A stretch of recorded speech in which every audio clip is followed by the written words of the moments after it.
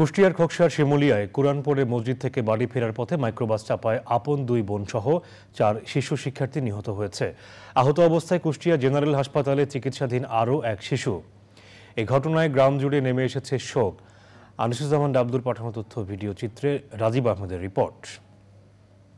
ফজরের নামাজ শেষে আপন দুই বোনসহ প্রতিবেশী 5 শিশু শিক্ষার্থী কোরআন পড়তে বাড়ির কাছে শিমুলিয়া কুঠিপাড়া জামে মসজিদে যায়।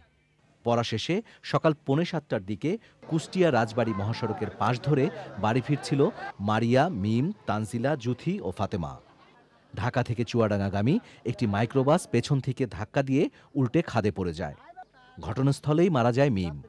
মারিয়া, তানজিলা ও জুথি হাসপাতালে মারা যায়। তারা 7ম শ্রেণীর শিক্ষার্থী। মসজিদে মক্তবে গেছিল, যাওয়ার পথে বাসায় ফেরার পথে পিছন থেকে ঢাকা ফেরত একটা হাইস গাড়ি তাকে পিছন থেকে ধাক্কা দিয়ে 4 জনকে মারি ফেলাইছে। ঘাতক মাইক্রো আপনার হচ্ছে ডাইন থেকে যায় বামে যায় হচ্ছে এই 5টা বাচ্চারই ডাইরেক্ট মেরে দেয়। পিছন থেকে মারছে, মানে ওখানে জায়গায় একটা মেয়ে মারা যায়, আর 3টা মেয়ে আছে হসপিটালে এসে মারা যায়, আর একটা মেয়ে আছে 2 ঠ্যাং ভাঙেছে আর একটা হাত ভাঙেছে, ওটা বেঁচে গেছে। দুর্ঘটনার খবরে এলাকায় শোক নেমে আসে। কুষ্টিয়া জেনারেল হাসপাতালে ভিড় করেন হতাহতদের স্বজনরা। 5 জন ছিল, 4 জন মারা গেছে আর 1 জন আহত। একই ফ্যামিলির 3 জন আর একজন প্রতিবেশী।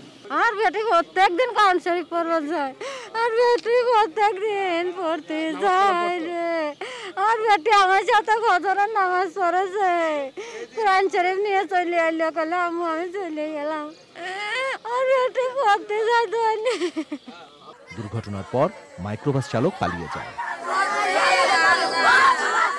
Rajib Ahmed, channel I.